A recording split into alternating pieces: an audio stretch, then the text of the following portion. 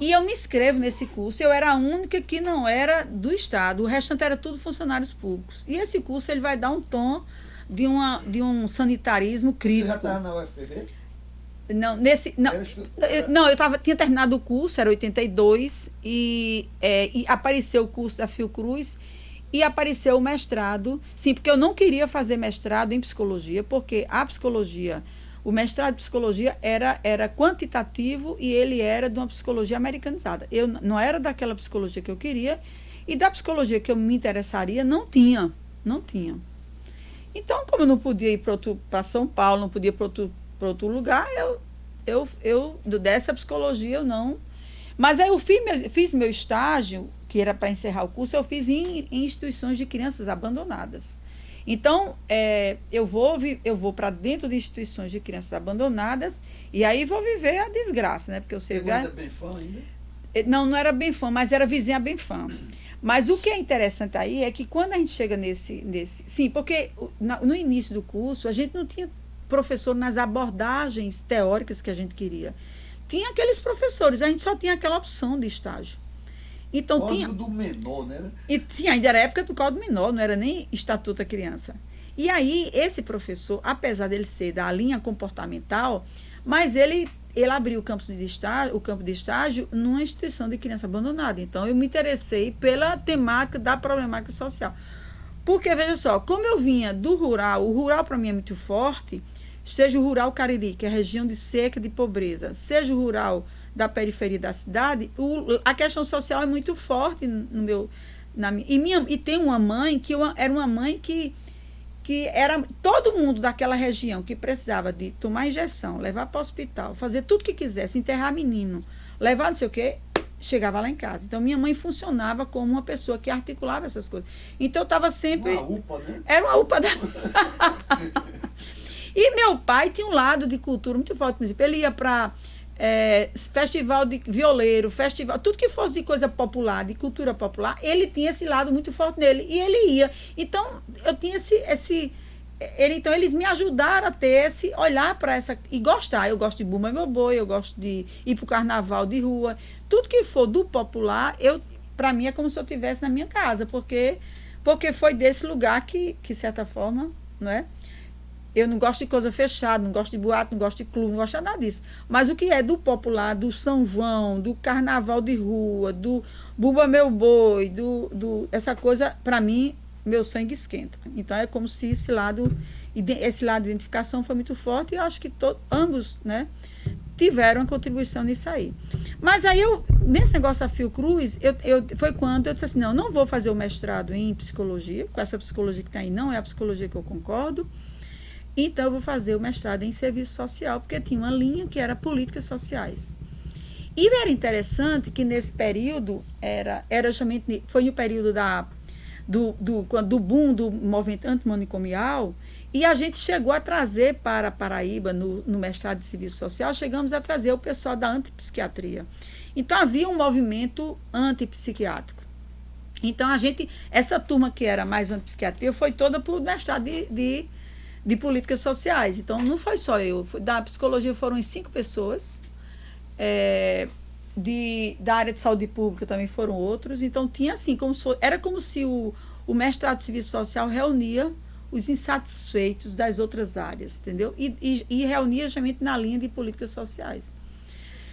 Bom, aí eu vou, e aí aparece o negócio da Fiocruz. E aí, no negócio da Fiocruz, eu vou para o trabalho da Colônia Juliano Moreira. É tanto que eu fiz o trabalho de saúde pública em cima do Hospital Colônia Juliano Moreira.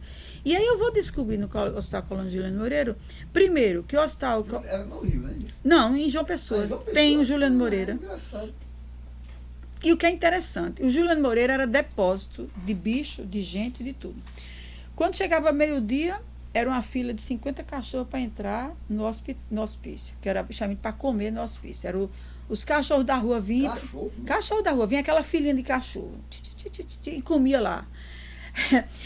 Os funcionários, a maioria era funcionário que ninguém queria, que era depósito de funcionário. Funcionário que incomodava todo mundo, jogava para a Colônia Juliano Moreira. Outra coisa que eu descobri, que as pessoas internas, o endereço era falso. As famílias botavam lá e emitiam, não davam o endereço verdadeiro. Então, era depósito de pessoas com Para não receber de volta. para não receber de volta. Então, os meninos, isso aqui é um depósito humano, tudo, Todos os aspectos. tudo. E era justamente esse lugar, assim, e aí eu vi também que os servidores, todos tinham pressão alta, aí eu fui começar a viver lá com eles, né, comer lá com eles, aí foi que eu fui entender, né, as mulheres todas com problema de hipertensão, pressão alta, um estresse, um negócio assim, sabe, que por isso que a gente começou com os grupos operativos, e que, então, só que quando, no meio do curso de saúde pública, há uma crise política dentro da Secretaria de Saúde e ele diz, não, esse curso vai mudar a linha, isso é um bando de comunista que está aí nesse curso, e tiraram a maioria dos professores e disse, a partir de agora ninguém vai fazer a pesquisa social como era antes. Só eu que não era funcionária, eu fui a única que mantive a pesquisa no Hospital Colônia Juliano Moreira, porque eu era a única que não era funcionária. Os restantes tudo não fizeram mais o que eles iam fazer, porque eles passaram a perseguir o pessoal. E aí o senhor lá, que era um cara vinculado a esquemas de segurança, que ele era o diretor dos hospitais, ele disse, tudo bem, ela faz, ela defende o trabalho dela na Colônia de Moreira, mas ela não entra na Secretaria de Saúde. É tanto que eu sou a única do grupo sanitarista que não entrei na Secretaria de Saúde. E a forma que eles diziam que a gente era um bando, eles acusavam a gente, como porque a gente era lá, era eu, Raquel, que era enfermeira, Eimar, que era da educação popular, eram as pessoas que eram mais à esquerda, vamos dizer assim. Então, a gente ficou taxado como subgrupo de comunistas. Chegaram a dizer até que a gente era uma célula do partido. Chegaram até a acusar-nos que a gente era da célula do Partido Comunista, que era a forma de nos estigmatizar e criar um bocado de perseguição contra a gente. Aí, tudo bem, eu não entrei na Secretaria de Saúde, vou para a ação social, quando eu chego, não entro no Estado, e vou trabalhar com psicologia comunitária nos bairros. Você trabalhava no governo do Estado? Aí comecei a entrar no governo do Estado, mas fui para a Secretaria de Trabalho, eles não deixaram entrar na saúde. Na Paraíba? Na Paraíba. E aí, quando eu vou para as comunidades, que era o que a gente chamava de centros comunitários, aí é que eu vou poder, essa outra psicologia, que eu tinha que me aproximar de uma psicologia mais social e crítica, eu vou começar a trabalhar com essas comunidades. Então, eu tinha que trabalhar com um grupo de jovens, mulheres vítimas de violência, meninos que enfrentavam problema de racismo. Eu já vou começar a enfrentar essas questões na comunidade. Você teve contato com o Marcos Vinícius? Lá da Tive, Bahia? da Bahia, que foi essa... Eu quero a referência. Referência à psicologia. E aí, mas nesse tempo, a gente ainda não tinha os livros que hoje nós temos da psicologia sociocrítica, da psicologia latino-americana, da ULAPS, que é a União Latino-Americana da Psicologia Mais Crítica. Nada disso a gente ainda tinha, não.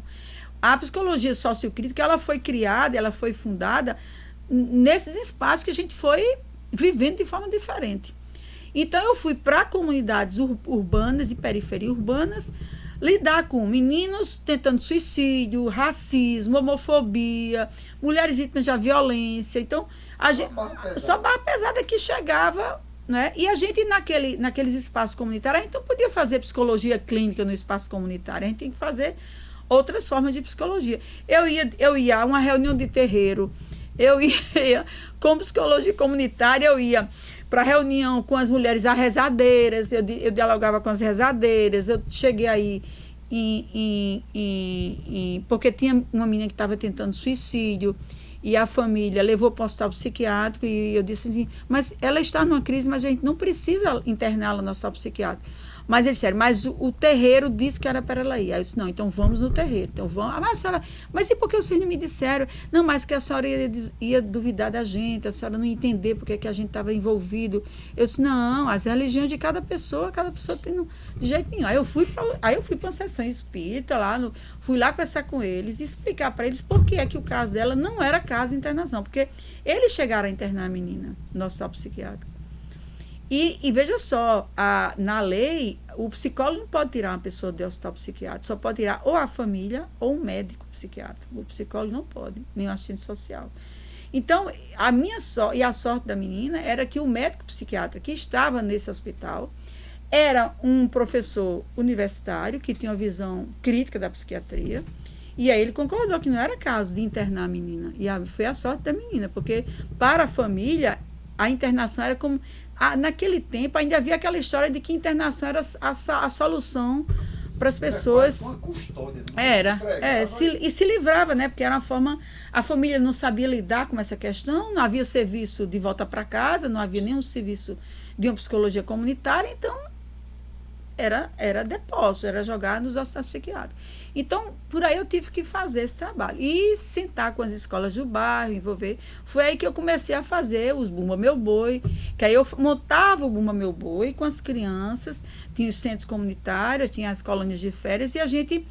O Bumba Meu Boi era... O boi morria, porque você sabe que o folguedo do Bumba Meu Boi, o boi morre e ele tem que se ressuscitar. Então, e aí eu comecei assim, não, o boi vai morrer pelos problemas sociais que as crianças vivem na comunidade. Agora, para ressuscitar o boi, o que é que nós vamos fazer? Bahia, naquela época, que é a cidade vizinha de João Pessoa, Bahia era o centro das comunidades eclesiais de base e havia muitos padres fazendo estágio para ser jesuíta naquela região ali. Então, a gente tinha muito padrezinhos jovens, meninos ainda que estavam na formação. E aí foi bom porque tinha uma igreja muito ativa em Bahia. Então, a Bahia as comunidades de base eram muito fortes na região de Bahia. Então, por exemplo, quando foi assim, para criar as soluções como é que a gente vai ressuscitar o boi? Traz a Dona Maria, a rezadeira, traz a vaca bem bonita, traz o padre, traz tudo, traz o médico, traz tudo, mas nada resolve o problema do boi. Porque a ideia é que o boi só pode ressuscitar quando a comunidade encontra saída para os seus problemas. Coletivo, né? Então, tinha que... E o ritual... Tinha que fazer um ritual bem longo, bem demorado, para fazer o público dizer o que pode fazer para mudar aquela realidade. Ora, se o boi lá morreu porque os meninos não têm praça para brincar, porque não tem escola suficiente para as meninas, então tinha que... Mas é que era interessante que, na hora eu ria de me acabar, que eu dizia assim... E aí um menino fazia... Sim, porque todo o enredo do boi é criado com as crianças, né? A gente monta com eles. Aí um disse assim, vamos para a prefeitura, porque muitos deles já acompanham os pais, né, nas comunidades de base, né? Vamos para a prefeitura, tá bom, então vamos para a prefeitura. E aí lá, o que a gente... criança, a única arma que tem é o grito. Olha só como os meninos são inteligentes. O que tem arma é o grito. Então, vamos usar o grito como fosse. Tá bom, então vamos gritar. O prefeito vai dar xilique, vai dar dor no coração, chama assistente social, chama não sei quem, chama o médico. E o prefeito lá se sentindo mal e o menino metendo o berro para cima. E no dia da apresentação, o prefeito não estava lá assistindo, eu ria de me acabar. E o menino gritava. Aí chega uma hora lá que eles encontram a saída e o prefeito vai assinar um negócio para liberar uma desapropriação de uma área para fazer uma área de parque. Então, tinha que encontrar a saída. E na hora do boi, tinha que perguntar ao prefeito, o que é que você vai fazer para mudar? E a outra, o que é que você vai fazer? Então, tem que catucar o povo da comunidade. Então, tinha esse lado, assim, muito forte na comunidade, né? Aí aí nessa época, foi uma época que era década já de 80, já era mais de 82, acho que era 85. Hã? A igreja da Paraíba era... Pronto, quando eu estava em Bahia foi quando mataram Margarida, Maria Alves, 81, né, por aí.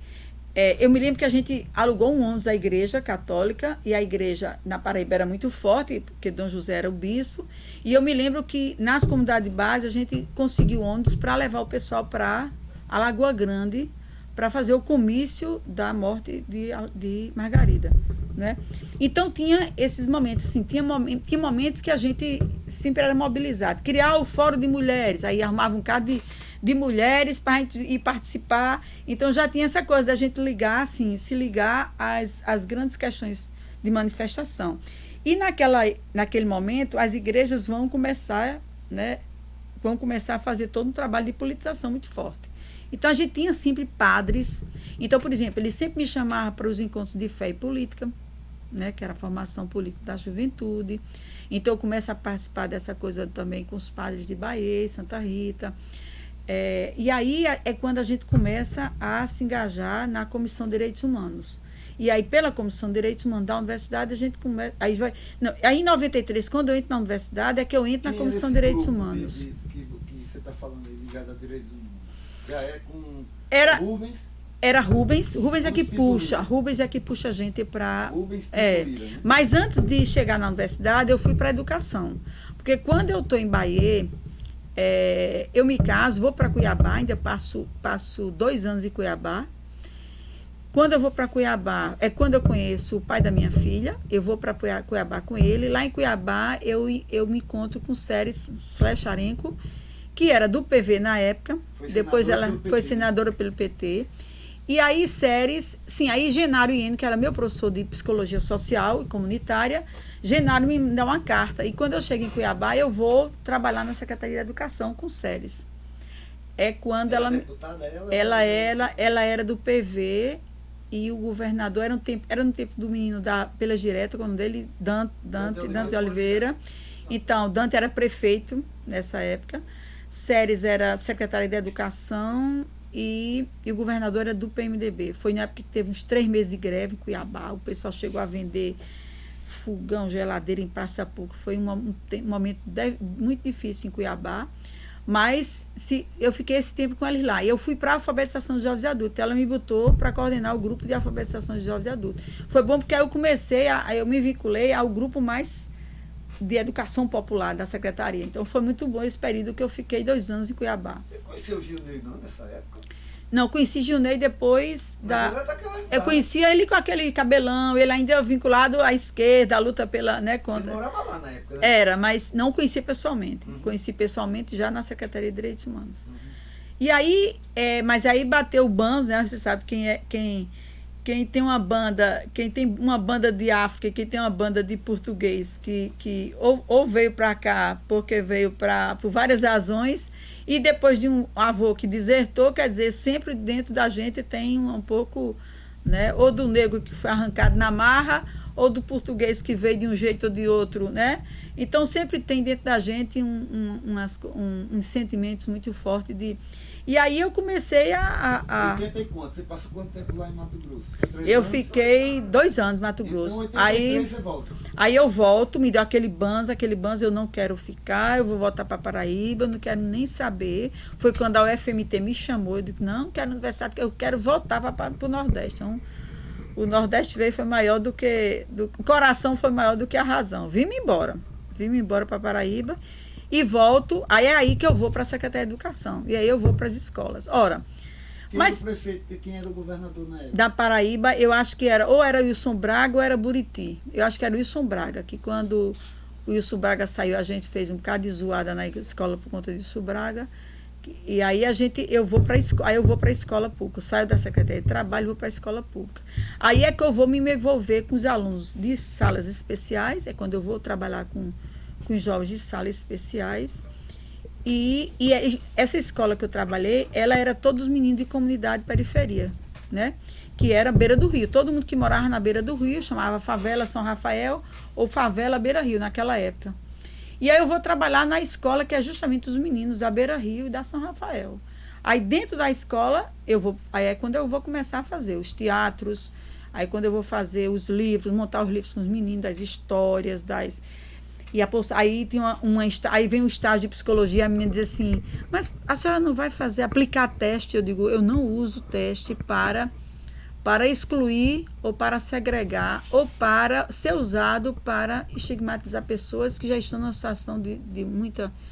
Né, eu tenho que trabalhar aqui com esses meninos a questão da identidade, as questões, né, de melhorar... Por exemplo, as turmas de salas especiais eram meninos super agressivos, de uma violência assim, assustadora, sabe? Uma escola abandonada, uma coisa assim toda, sabe, sem jogos pedagógicos, sem material, uma vida cultural dentro da escola muito frágil. Aí eu digo, não, eu vou trabalhar com essa coisa de uma psicologia mais social, vou trabalhar com teatro, vou trabalhar com artes, e foi quando eu comecei a montar o Saltimbancos. Eu montei um Saltimbancos com os meninos da classe especial, porque eu queria mostrar para eles, né, que a forma como os homens se tratam uns aos outros, né? Os saltimbancos é isso, né? A galinha que não põe mais, que só serve para ser granja, né? O cão que só serve para ser fiscal da vida, da lei, o gato que é livre, o gato pobre é livre, mas o gato que não é pobre tem almofada, trato, mas não tem a liberdade, né? Então eu usei o texto dos saltimbancos para trabalhar com os meninos das relações de Chico Buarque, para trabalhar as relações entre as pessoas, porque eles eram muito excluídos. Toda hora do recreio estava esse menino na sala da diretoria. E os outros chamavam ele de doido, isso aqui, e toda vez, só quem ia para ficar de castigo era justamente os meninos da classe especial. Eu digo, não vou trabalhar com esse, vou fazer um trabalho com esse menino. Foi que eu comecei a pegar esses meninos para limão. Comecei a trabalhar com barro, fantoche, escultura, comecei a escrever o livro. Eles não sabiam escrever nada, mas vamos fazer todos os livros, as imagens. Aí montava todo o livro em forma de imagem. Depois pegava o livro da imagem e eu montava os fantoches sobre o livro dele. E ele ia apresentar o fantoche, o livro dele, um com os outros. Ele chamava os colegas, qual colega que você quer contar a sua história, porque entre eles havia tanta agressividade. Aí eu levei yoga, fiz massagem com esse menino, fiz buba meu boi. E você imaginar, eu inventei com esses meninos. E aí pronto, a gente foi trabalhando e reduzindo aquela agressividade sem possibilidade de ser outra coisa a não ser segregado e as pessoas chamarem ele de excepcionais, de doido. Era isso que... Era a única saída que eles tinham. Então, tinha que sair dessa coisa. Então, eu fiquei na escola esse período. Foi quando, então, eu fui para Cuiabá, né? Quando eu fui para Cuiabá, que eu volto depois de 2 anos. Aí, quando eu volto de Cuiabá, eu volto para o Estado e aí eu vou para a FUNAD, que era a Fundação de Pessoas com Deficiência. Era o início da construção da FUNAD. O prédio ainda estava sendo estruturado e eu vou ajudar a fazer os projetos para captar recursos, justamente para a área das pessoas com deficiência. Aí vou montar e estruturar os cursos de formação para o pessoal, preparar tudo isso aí. Fica um período na FUNAD, é quando sai o concurso da universidade e eu vou para a Universidade Federal. Você entra no departamento de psicologia? Aí eu não vou para psicologia. Eu tentei 3 vezes a psicologia, mas eu não consigo. E não consegui assim. Toda prova oral minha era 0,020 e pouquinho. Era sempre uns décimos que não entravam, não tinha jeito. Aí eu digo, aqui eu não entro não, porque hoje não. Hoje o Ministério Público exige a gravação das aulas, mas naquela época não havia. A aula era subjetiva, era quem definia em última... Então, aí eu disse, não entrava, na psicologia eu não entrava. Aí fui para... Bom, como eu fiz o mestrado em serviço social na área de políticas, eu fui, então, para... Quando abriu as vagas no serviço social para áreas de políticas sociais, eu fiz e entrei lá no serviço social.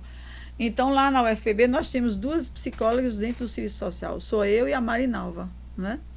E lá no serviço social, eu vou trabalhar justamente... Eu não podia orientar estágio, mas eu posso orientar TCC. Então, eu vou orientar TCC sobre violência contra a mulher, TCC sobre a questão da saúde mental, TCC sobre pessoa com deficiência, TCC sobre segurança pública, né? TCC sobre crianças em situações de violência. Então, a área do serviço social, ela puxa muito para essas questões, que eu não posso orientar